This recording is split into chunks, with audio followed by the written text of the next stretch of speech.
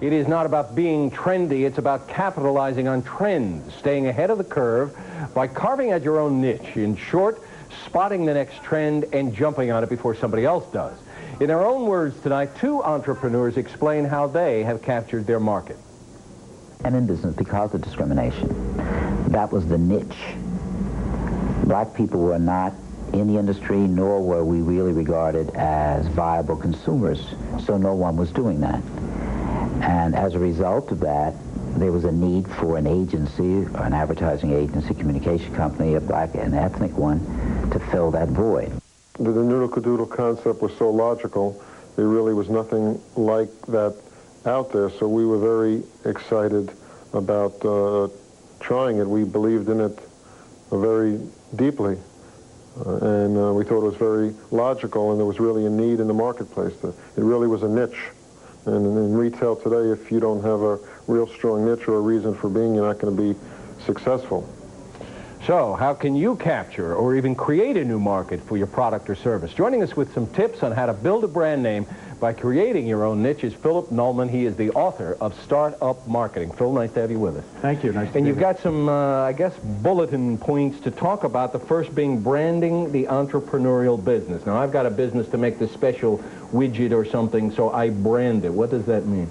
Well, branding has long been associated with large manufactured goods. Today it applies to everything from a small startup to an entrepreneurial business in retail.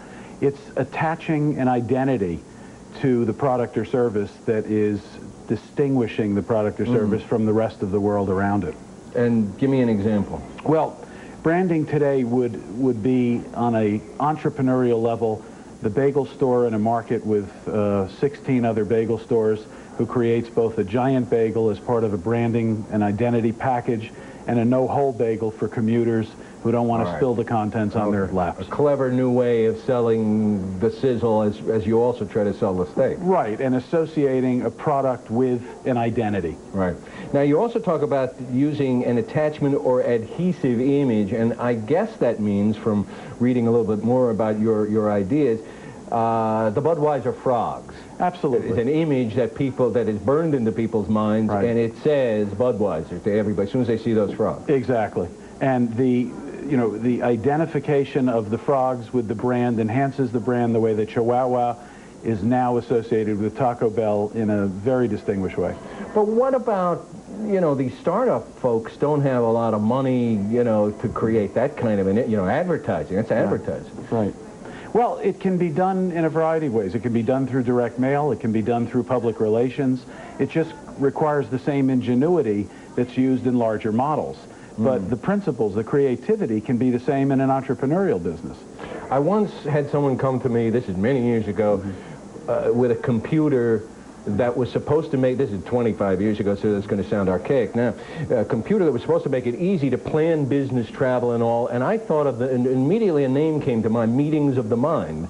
If you marketed the computer as the Mind, the company never went anywhere, nobody even tried it, but I guess that's what you're talking about. Yeah, it is, and sometimes the branding process starts with a great name, and you build under it. So the positioning and the strategy and the issues that support the brand come under a great name. Yeah.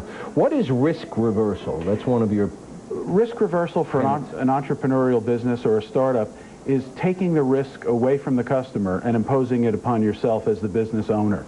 So it would be the kinds of guarantees that reduce the risk or eliminate the risk for the purchase to be made. It's getting rid of the obstacles between the customer and the seller, really, any of those obstacles. Okay, and establishing a business posture is another... Right, it's similar. Plank. Yeah, it is. It's similar to positioning, which is where your product or service falls relative to everyone else's in like businesses. But posturing is a little bit more fluid, and in entrepreneurial businesses, it usually means that the principal, the business owner, takes on the personality of the business itself and communicates its own persona.